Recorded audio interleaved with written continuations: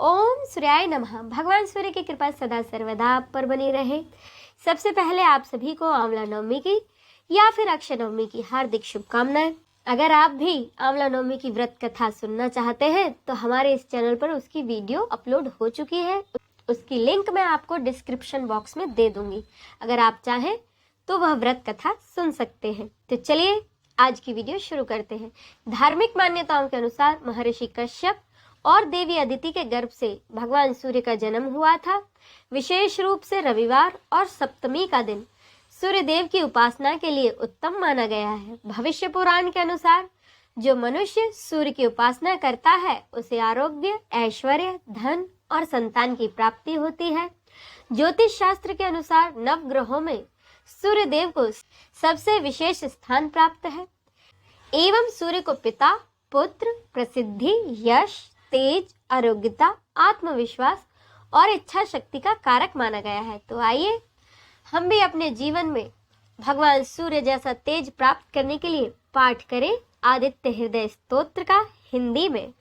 जब श्री राम युद्ध से थककर चिंता करते हुए रणभूमि में खड़े हुए थे, इतने में ही रावण युद्ध के लिए उनके सामने उपस्थित हो गया।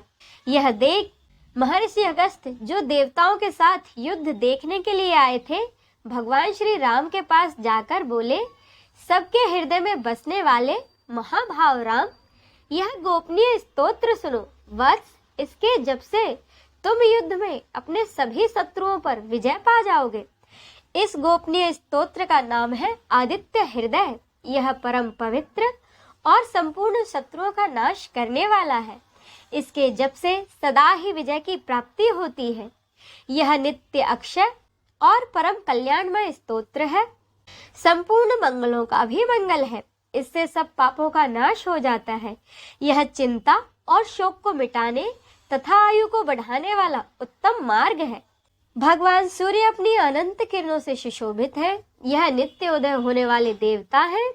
देवता और असुर दोनों से नमस्कृत है। विवसान नाम से प्रसिद्ध, प्रभा का विस्तार करने वाले और संसार के स्वामी हैं।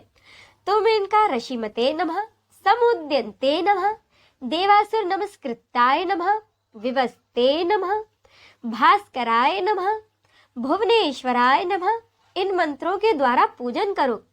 संपूर्ण देवता इन्हीं के स्वरूप हैं। ये तेज की राशि तथा अपनी किरणों से जगत को सत्ता एवं स्फूर्ति प्रदान करने वाले हैं। ये अपनी रश्मियों का प्रसार करके देवता और असुरों सहित समस्त लोगों का पालन करने वाले हैं। भगवान सूर्य ब्रह्मा, विष्णु, शिव, स्कंद, प्रजापति, महेंद्र, कुबेर, काल, यम, सोम एवं वरुण आदि में भी प्रचलित है। ये ही ब्रह्मा, विष्णु, शिव, स्कंद, प्रजापति, इंद्र, कुबेर, काल, यम, चंद्रमा, वरुण, पितर, वसु, साध्य, अश्विनी कुमार, मरुद्गण, मनु, वायु, अग्नि, प्रजा, प्राण, ऋतुओं को प्रकट करने वाले तथा प्रकाश के पुंज है। इनके नाम है आदित्य यानी कि अदिति के पुत्र, सविता यानी कि जगत को उत्पन्न करने वाले, सूर्य यानी कि सर्वव्यापक, खग, पुषा यानी कि सभी का पोषण करने वाले, सुवर्ण सदृश्य, भानु, हिरण्यरेता यानी कि ब्रह्मांड की उत्पत्ति के बीज, दिवाकर जो कि रात का अंधेरा दूर करके दिन का प्रकाश फैलाने वाले, हरिदश्व नक्षत्र, ग्रह और तारों के स्वामी, विवसान जगत की रक्षा करने वाले, तेजस्वियों में भी अति तेजस्वी और द्वादश आत्मा है। इन सभी नामों से प्रसिद्ध सूर्यदेव आपको नमस्कार है। पूर्वागिरी उदयाचल तथा पश्चिमी गिरी अस्ताचल के रूप में आपको नमस्कार है। ज्योतिर्गणों यानी कि ग्रह और तारों के स्वामी तथा दिन के अधिपति आपको प्रणाम है। आप जय स्वरूप तथा विजय और कल्याण के दाता हैं। आपके रथ में हरे रंग के घोड़े जुते रहते हैं। आपको बार बार नमस्कार है। सहस्र किरणों से सुशोभित भगवान सूर्य आपको बारंबार प्रणाम है। आप अदिति के पुत्र होने के कारण आदित्य नाम से प्रसिद्ध है। आपको नमस्कार है। उग्र, वीर और सारंग सूर्य देव को नमस्कार है। कमलों को विकसित करने वाले प्रचंड तेजधारी मार्तंड को प्रणाम है। आप ब्रह्मा, शिव और विष्णु के भी स्वामी हैं। सूर्य आपकी संज्ञा है। यह सूर्यमंडल आपका ही तेज है। आप प्रकाश से परिपूर्ण है। सबको स्वाहा कर देने वाली अग्नि आपका ही स्वरूप है। आप रौद्र रूप धारण करने वाले हैं। आपको नमस्कार है। आप अज्ञान और अंधकार के नाशक, जड़ता एवं शीत के निवारक हैं तथा शत्रु का नाश करने वाले हैं। आपका स्वरूप अप्रमेय है। आप कृतघ्नों का नाश करने वाले हैं। संपूर्ण ज्योतियों के स्वामी और देव स्वरूप हैं। आपको नमस्कार है। आपकी प्रभा तपाए हुए सोने के समान है। आप हरि और विश्वकर्मा है, तम के नाशक, प्रकाश स्वरूप और जगत के साक्षी हैं। आपको नमस्कार है। रघुनंदन, ये भगवान सूर्य ही संपूर्ण भूतों का संहार, सृष्टि और पालन करते हैं। ये अपनी किरणों से गर्मी पहुंचाते हैं और वर्षा करते हैं। ये सब भूतों में अंतर्यामी रूप से स्थित होकर उनके सो जाने पर भी जागते रहते हैं। ये ही अग्निहोत्र तथा अग्निहोत्री पुरुषों को मिलने वाले फल हैं। वेदों, यज्ञ और यज्ञों के फल भी ये ही हैं। संपूर्ण लोकों में जितनी क्रियाएं होती हैं, उन सब का फल देने में ये ही पूर्ण समर्थ हैं।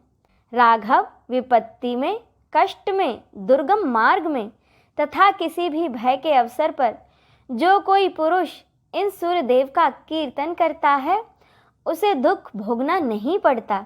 इसीलिए तुम एकाग्रचित्त होकर इन देवादिदेव जगदीश्वर की पूजा करो। इस आदित्य हृदय का 3 बार जप करने से तुम अवश्य ही युद्ध में विजय पाओगे। महाभाव, तुम इसी क्षण रावण का वध कर सकोगे। यह कहकर महर्षि अगस्त जैसे आए थे वैसे ही वापस चले गए। महर्षि अगस्त का उपदेश सुनकर महातेजस्वी श्री रामचंद्र जी का शोक दूर हो गया और उन्होंने प्रसन्न होकर शुद्ध चित्त से आदित्य हृदय को धारण किया और 3 बार आचमन करके शुद्ध हो भगवान सूर्य की ओर देखते हुए इसका 3 बार जप किया। इससे उन्हें बड़ा आनंद हुआ। फिर परम पराक्रमी रघुनाथ जी ने धनुष उठाकर रावण की ओर देखा और उत्साह पूर्वक विजय पाने के लिए वे आगे बढ़े। उन्होंने पूरा प्रयास करके रावण के वध का निश्चय किया।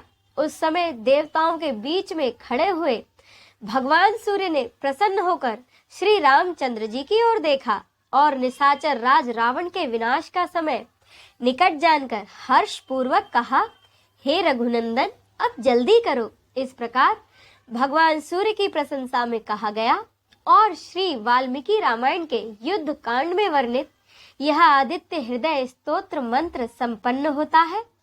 बोलिए भगवान श्री राम की जय, सूर्य देव की जय, नमः पार्वते पते, हर हर महादेव की जय।